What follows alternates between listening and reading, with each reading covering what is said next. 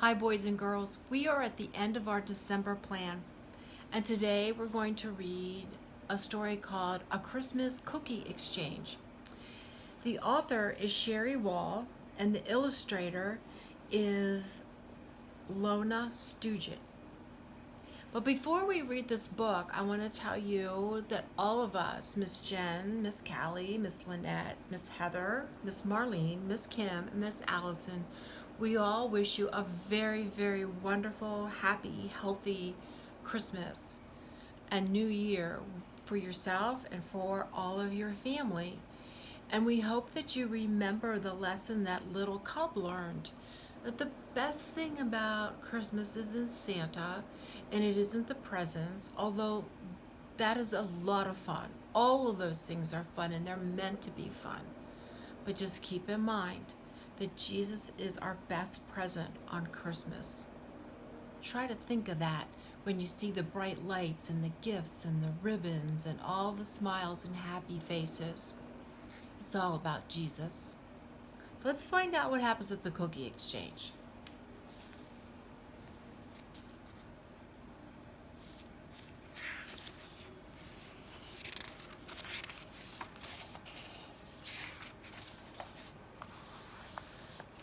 December, that magical time of year when good friends and family spread love and good cheer. With invitations delivered, the tree and halls trimmed, it's time for a party. Let the festivities begin. The doorbell sings sharply. Its voice holds a note as excited guests enter, bundled warm in wool coats. Hugs, laughter, bright smiles are in view all around. Exchanged are the packages, and bows drop to the ground. The feast looks extravagant and smells so divine. There are too many choices down the long buffet line. Now at the dessert table, silver trays take their places. Amongst treats and goodies, poinsettias fill vases. Relaxing on lace sheets in tidy, neat rows. The cookies look special and strike a fine pose. Except for one cookie, a plump circle named Phil. He sighs with deep sadness, but remains very still. Why can't I be fancy with sprinkles and icing or chocolate or almonds or cinnamon spicing? If only someone would choose me, they'd know that inside I'm as sweet as can be. Sugar is so shapely in bright colors and piping. Visitors compliment her and commence with their swiping. And Phil sighs.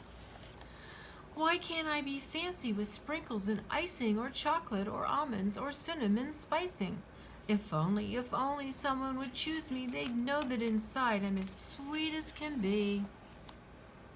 Then Phil slowly slides over to make room for the man. A ginger, he's spicy, and he has many fans. And Phil sighs. Why can't I be fancy with sprinkles and icing or chocolate or almonds or cinnamon spicing? If only someone would choose me, they'd know that inside I'm as sweet as can be. Phil sees Coco beside him with her shiny, rich cape.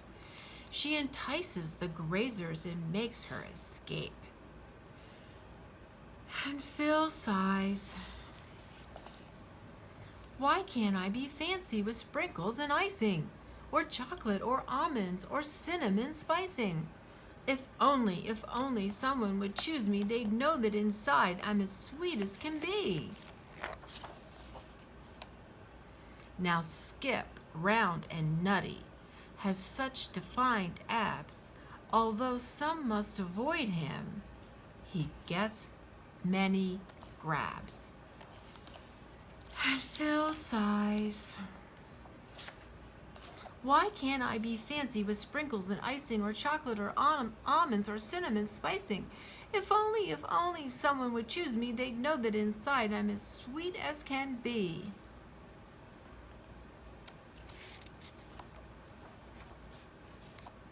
As replacements come warmly to reside next to Phil, they notice his sadness and convey him goodwill.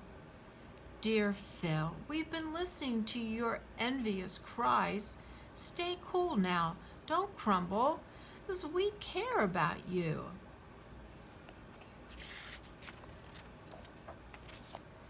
We're dressed for the party as Christmas ensues, but when it's all over and decorations we lose, we then must rely on ingredients tested and true. We're treasured as tasteful, even fruitful like you.